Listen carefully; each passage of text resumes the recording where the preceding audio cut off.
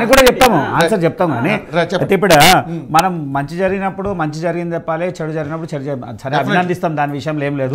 మొదటి స్టార్ట్ చేసిన వాళ్ళ పార్టీ నుంచే స్టార్ట్ చేశారు, మన మిత్రులను తెలుసో లేదు కానీ ముందు కాంగ్రెస్ వాళ్ళతోనే స్టార్ట్ అయిందే కాంగ్రెస్ వాళ్ళతో. సరే అది ఎవరు స్టార్ట్ అయింది ఏమైంది అనేది ఆ పేర్లతో సహా చూడండి. అయితే ఇక్కడ విషయం ఏంటంటే మనము వందల సంవత్సరాల క్రితం నుంచి కూడా పోతా ఉంటే భౌగోళికంగా హైదరాబాద్ కేంద్రంగా చూసుకుంటే హైదరాబాద్ రంగారెడ్డి ఒక భౌగోళికంగా మొత్తం చెరువులు కుంటలు మంచి వాతావరణం దృష్ట్యా చాలా మంచి వాతావరణం పార్క్ అట్లాంటివి. అంటే నిజాం పరిపాలన నుంచి కూడా 2525 చెరువులు ఉన్నటువంటి పరిస్థితుల్లో ఇలా 66% కనుమరుగైపోయినాయి, 40% మిగిలినాయి. ఆ 66% కనుమరుగైపోయినాయి. ఒక 400 చెరువులు అయితే పేర్లే తెలియదు ఇవాళ వరకు, ఓ 400 పైగా చెరువులు తెలియదు. ఇవన్నీ గొలుసుకట్టు చెరువులు. ఈ గొలుసుకట్టు చెరువులకు మొత్తానికి కూడా 168 కిలోమీటర్లు పొడవైంది ఒకటి పిరంగి కాల్వ అని. పిరంగి కాల్వ అని పెద్దలకు తెలుస్తుంది, లేదా ఇంకా 50-60 సంవత్సరాలు ఉంటే వాళ్ళకి తెలుస్తుంది. పిరంగి కాల్వ, పిరంగి నాలా, వివిధ భాషలు. అంటే ఓల్డ్ సిటీ ప్రాంతంలో నాలా అంటుండే, జర గ్రామీణ వాతావరణంగానే కాల్వ, ఇంకో దగ్గర పిరంగి నది అనే సందర్భాలు ఉన్నాయి. అది ఏంటంటే ఒక కాలువ నుంచి ఒక కాలువకి గొలుసుకట్టు చెరువులకు ఉన్నటువంటి పిరంగి కాలువ. ఇది ఒక చెరువు నిండితే ఇంకో చెరువు ఉంది. ఇవాళ అదే పిరంగి కాలువ మీద బహుళ అంతస్తులు నిలబడ్డటువంటి జాగాలు ఉన్నాయి. అది ఎక్కడి నుంచి స్టార్ట్ అయింది? ఉమ్మడి రంగారెడ్డి వికారాబాద్ అవతల నుంచి స్టార్ట్ అయితే ఇక్కడెక్కడనో దగ్గర దగ్గర నల్గొండ దాటిన తర్వాత పోయేటువంటి కాలువ 168 కిలోమీటర్లు. ఇంత పెద్ద కాలువ. అదేంటి అంటే ఎంత పెద్ద ప్రమాదం జరిగినా తట్టుకునేటువంటి శక్తి ఉండే. ఆ కాలువ సైజు కూడా మూసీకి 4 ఇంతలు ఎక్కువ, పెద్దగా మూసీ కన్నా 4 ఇంతలు ఎక్కువ ఉన్నటువంటి ఆ రోజు ఉన్నటువంటి కాలువ ఇలా పిరంగి కాలువ పూర్తిగా నిర్వీర్యం అయిపోయింది. ఏం మాత్రం లేదు, మీకు ఆనవాళ్ళు కూడా లేవు. ఏదైనా ఉంటే గూగుల్లో ఎక్కడైనా ఫోటో దొరికితే దొరకాలి, ఇంకేమీ లేదు. ఇక దానికి అనుసంధానం ఉన్నటువంటి కాలువలు కొన్ని చెప్తాను, అన్ని చెప్పాలనుకుంటే కాదు. కానీ మిరాలం ట్యాంక్, ఇప్పుడు మిరాలం ట్యాంక్ అనేది నెహ్రూ జూలాజికల్ పార్క్కి పక్కన ఉన్నటువంటిది. ఆ చాలా విలువైనటువంటి భూములు ఇవాళ. ఆ దాంట్లో కూడా 600 ఎకరాలు ఉన్నటువంటి చెరువు. అది 600 ఎకరాలు ఇవాళ 115కి మిగిలింది. అది ఓన్లీ 115. అలాగే దాంతో ఆనుకున్నటువంటి పల్లె చెరువు సుమారు 70% కబ్జా అయిపోయింది. 70% పల్లె చెరువు. అలానే సరూర్ నగర్ 135 ఎకరాలు ఉంటే ఇలా 42 ఎకరాలకే కుదింపబడ్డది. పల్లె చెరువు కానీ ఇది కానీ ఇవన్నీ కూడా ఒకదానికి ఒకసారి అనుసంధానం ఉన్నటువంటి కాలువలు. బాలాపూర్ నుంచి పోతే లేని నగర్ నుంచి అట్లా మొత్తం పిరంగి కాలువకు ఉన్నటువంటి అక్కడ కొండాపూర్ నుంచి స్టార్ట్ అయితే ప్రతి చెరువుకు గొలుసుకట్టు చెరువులకు అన్నిటికి కూడా మూలం ఉన్నటువంటి కాలువలు కనుమరుగైపోయినాయి, చెరువులు కనుమరుగైపోయినాయి. ఇవాళ ఈ పార్టీ ఆ పార్టీ అని కాదు, కాంగ్రెస్ చేసింది. కానీ గత 10 సంవత్సరాలనే మన భాగ్యనగరంలో కబ్జా అయినంత చెరువులు ఇంకెప్పుడు కాలే. మొత్తం కేటీఆర్ మున్సిపల్ శాఖలు ఉన్నటువంటి కేటీఆర్, మళ్ళీ ఆయనకి ఏం తెలుసో ఏం సంగతో తెలియదు. ఆయన మాట్లాడితే ఇలా రకరకాల మాటలు మాట్లాడుతున్నాడు. 10 సంవత్సరాలు ఆయన వాళ్ళ హయాంలోనే. గతం ఎవడో అనుమతి ఇదే ఆయన మాట్లాడినట్టు ఎన్ కన్వెన్షన్ వీరే చెప్తున్నట్టు ఎన్ కన్వెన్షన్కి నోటీస్ ఇచ్చారు. మళ్ళీ ఎందుకు గులవటలే? 10 సంవత్సరాలు అంటే మీకు ఏమైనా ముడుపులు ముట్టినాయా? లేకపోతే మీ పార్టీ భజన చేసిండా, ఆయన పైసలు ఇచ్చిండా, లేకపోతే భజన చేసిండా? మీరు నోటీసులు కూడా ఇచ్చారు కదా, మీరు పర్మిషన్ కూడా ఇవ్వాలని మీరే అంటారుగా. ఇలా మాట్లాడే ప్రెస్ మీట్ మేము పర్మిషన్ ఎన్ కన్వెన్షన్కి అంటున్నారు. మనం పర్మిషన్ ఏంది? గులగొట్టాల్సిన అవసరం ఉంది కదా. మళ్ళీ ఎందుకు గులగొట్టలే? ఇన్ని సంవత్సరాలు గులగొట్టవు ఎందుకంటే ఈ అనువాయులు నీకు సంబంధించిన వ్యక్తులు నీకు ముడుపులు ముడుతున్నాయి కాబట్టి ఇచ్చేలే.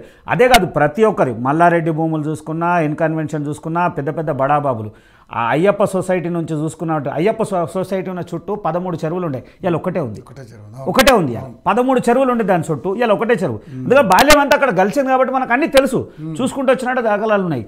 ఆ ప్రతి ఒక్కటి అలా మొత్తం సర్వనాశనానికి కారణం ఏంటంటే కాంగ్రెస్ కొంత తెస్తే బీఆర్ఎస్ సర్వం చేసేసింది.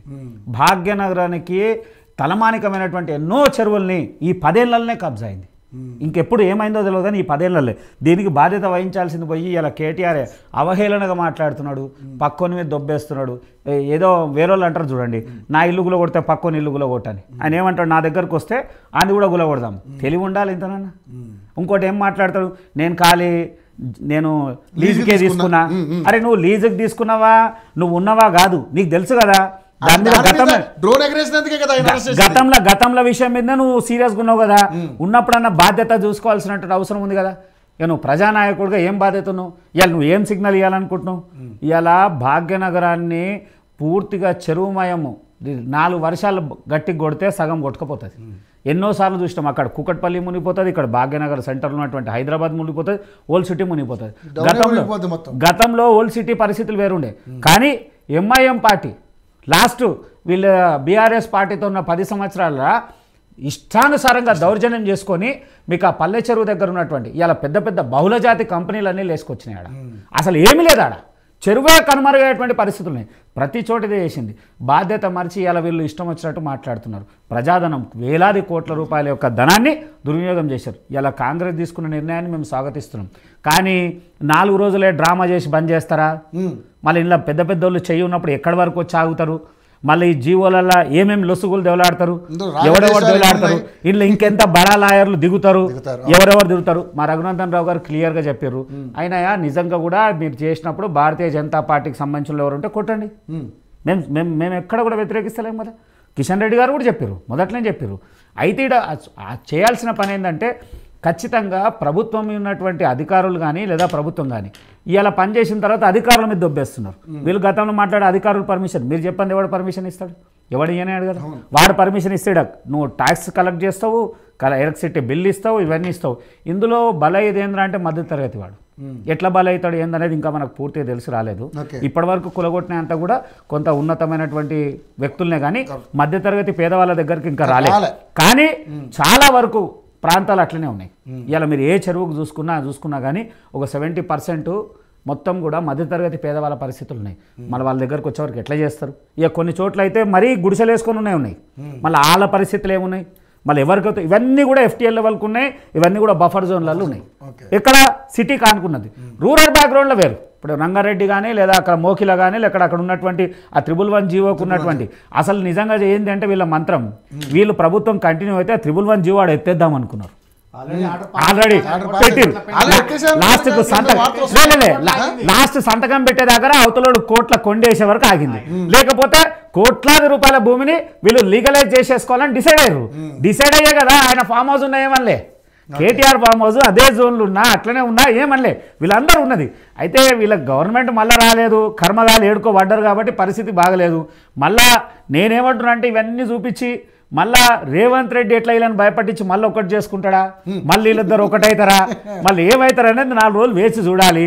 ఖచ్చితంగా వాళ్ళు నిర్మోహమాటంగా ప్రజల కోసం ఆలోచించి భవిష్యత్ తరం గురించి ఆలోచించి చేయగలిగితే ఖచ్చితంగా హైడ్రాని స్వాగతిస్తుంది భారతీయ జనతా పార్టీ. ఎక్కడ కూడా లేదు. మా పార్టీకి సంబంధించినటువంటి వ్యక్తులున్నా మేము పూర్తిగా భారతీయ జనతా పార్టీ నాయకులు ఉన్నా కానీ మీరు యాక్షన్ తీసుకున్నారని కిషన్ రెడ్డి గారు చెప్పాడని, రఘునందన్ రావు గారు చెప్పారని, కొండ విశ్వేశ్వరరావు కూడా చెప్పడం జరిగింది. మేము ఒకటే చెప్తా ఉన్నాము, ప్రభుత్వంలో ఉన్నటువంటి అధికారులు లేదా ప్రభుత్వం దీన్ని 4 రోజులు డ్రామా చేసేసి వేరే వేరే విషయాల్ని, ఎందుకంటే మనము ప్రజలు ఆలోచిస్తున్నటువంటి విషయాన్ని డైవర్షన్ చేసేటువంటి పాలిటిక్స్ కాంగ్రెస్ చేస్తుంది. తర్వాత కాంగ్రెస్ మళ్ళీ ఒక చిన్న లాజిక్ ఉంటుంది. ఎప్పుడైనా మీరు గమనించారు, ఒక నిమిషం, కాంగ్రెస్ ఎప్పుడైనా ఏం చేస్తుంది అంటే మొదలు పెడుతుంది, ఏదైనా ఇష్యూ రాగానే మళ్ళీ దానికి ఒక కమిటీ వేస్తుంది. కమిటీ వేసి కాలయాపన అది ఎట్లా పోతుంది అంటే అదొక 30 ఏళ్ళ 40 ఏళ్ళ పోతుంది. మళ్ళీ అట్లా కమిటీలకు వచ్చి ఆగుతుందా చూడాలి. వీళ్ళు ఈ కార్యక్రమం మొదలుపెట్టిన తర్వాత చాలామంది కూడా అంటే వీళ్ళకి ఒక డిపార్ట్మెంట్ మళ్ళీ దానికి పోలీస్ డిపార్ట్మెంట్ సపరేట్గా పెట్టారు కదా. వాళ్ళకి తుమ్మల చెరువు మాయమైపోయింది, దాదాపు కొన్ని 100 ఎకరాలు, చాలా పెద్ద చెరువు అది, దాన్ని ముందు వెలికి తీయండి అని చెప్పి గూగుల్ మ్యాప్లో శాటిలైట్ ఫోటో తీసి మరీ పెట్టారు. అయితే వెలికి తీయమని ఎక్కడ పాడి చెరువు దగ్గర ఉన్నటువంటి అయితే ఇప్పుడు విషయం ఏంటంటే సరే ప్రభుత్వం ఏమన్నా కనపడుతున్నారు, ఎవరైతే అధికారి ఉన్నాడో రంగనాథ్ గారిని అభినందించాల్సినటువంటి విషయం. సరే ఆయన గతంలో చేసినటువంటిది, ఆయన ప్రణయం విషయంలో కానీ లేదా అనేక అంశాల్లో కానీ ఆయన ఏదైనా కేసు తీసుకున్నాను ఖచ్చితంగా నిర్మోహమాటంగా ప్రభుత్వం ఏదన్నా ఏమన్నా నిలబడేటటువంటి వ్యక్తి. కానీ వీళ్ళ నాయకులే, ఎందుకంటే ఎగ్జాంపుల్గా మొన్న చూసుకున్నాను దానం నాగేందర్, నేను లోకల్, నువ్వు నన్నేం చేయలేవు, నిన్నేం చేయలేవు, నువ్వెంత, నువ్వు ఉంటావు పోతావు, అవన్నీ జరిగినప్పుడు ప్రభుత్వం మీద ఏం ఆలోచన వచ్చేస్తుంది, నెగిటివ్ వస్తుంది. కాంగ్రెస్ ఆ ప్రయత్నం చేయకుండా ఉంటే బాగుంటుంది. సరే అది ఎందుకంటే అధికారి, ప్రభుత్వ అధికారి, ఆయన పని ఆయన చేసుకుంటుండు. నిజంగా కూడా ఏమైనా లోపం ఉందంటే నువ్వు పర్సనల్గా ఆయనతో కలిసి మాట్లాడు, మీడియాలో మాట్లాడి. ఎందుకు అలాంటి అధికారిని ఆయన పనిచేసే ఆయన పెట్టాలనుకుంటే ఈయన మీద 4 సెక్షన్లు పెడితే ఆయన బయటకు కూడా రాడు. 4 సెక్షన్లు ఆయన ఇరికేయాలనుకుంటే ఆయన బయటకు కూడా రాడు, బెయిల్ కూడా రాదు. అది చాలా టైం పడుతుంది. ఆయన కక్ష కట్టిననుకో జీవితంలో ఆయన బయటకు రాడు. కానీ అది పద్ధతి కాదు. ఆయన పని ఆయన చేస్తున్నాడు. చేసుకుంటూ ఆయన పని చేయనప్పుడు చేయాల్సినటువంటి బాధ్యత. అడ్డు అదేమన్నా ఉంటే నువ్వు ముఖ్యమంత్రి దగ్గరకు నువ్వు చెప్పు, రేవంత్ రెడ్డి ఇష్టమే చెప్పు, పిలిపించుకుందాం ఇట్లా అని చేస్తున్నా అని చెప్పు. ఆయన ఏమంటాడంటే మళ్ళా లొసుగులు చూపిస్తున్నాడు.